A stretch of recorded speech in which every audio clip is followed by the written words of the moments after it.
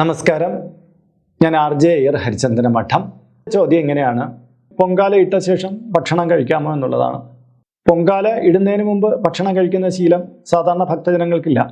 എന്നാൽ പൊങ്കാല ഇട്ടുകൊണ്ട് ഇരിക്കുമ്പോൾ തന്നെ ചിലതരം ലഘുഭക്ഷണങ്ങളൊക്കെ കൊണ്ടുവന്ന് വിളമ്പിക്കൊടുക്കുന്ന ക്ഷേത്ര ഭാരവാഹികൾ തന്നെ നമ്മുടെ നാട്ടിലുണ്ട്.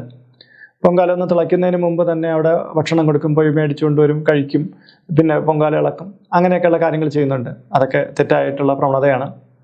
പൊങ്കാല ഇട്ട് കഴിഞ്ഞതിന് ശേഷം ചിലപ്പം കുറേ സമയം കഴിഞ്ഞിട്ടായിരിക്കും നേദ്യം ഉണ്ടാവുക. അപ്പോൾ ലഘുഭക്ഷണമൊക്കെ കൊടുക്കും. അങ്ങനെയുള്ള സമയത്ത് നമുക്ക് മേടിച്ച് കഴിക്കുന്നതിൽ തെറ്റൊന്നുമില്ല. എന്നാൽ ചില ഭക്തജനങ്ങൾ പൊങ്കാല നേദിച്ചതിന് ശേഷം മാത്രമേ ഭക്ഷണം കഴിക്കൂ എന്നുള്ള വ്രതമുള്ളവരാണ്. അവരപ്രകാരം ചെയ്യാം.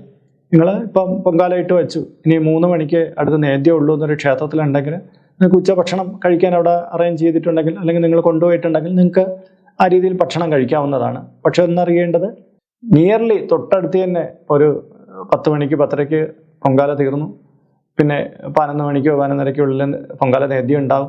എങ്ങനെയൊക്കെ ഉണ്ടെങ്കിൽ നിങ്ങൾ ആ നേദ്യം കഴിഞ്ഞിട്ട് ഭക്ഷണം കഴിക്കുന്നതായിരിക്കും ശുഭം. ഭാരവാഹികൾ ആ രീതിയിൽ അത് അറേഞ്ച് ചെയ്യുന്നതായിരിക്കും ഭക്തജനങ്ങൾക്ക് ആ പുണ്യം കൂടുതലായിട്ട് നേടിയെടുക്കാൻ ഏറ്റവും ഗുണകരം.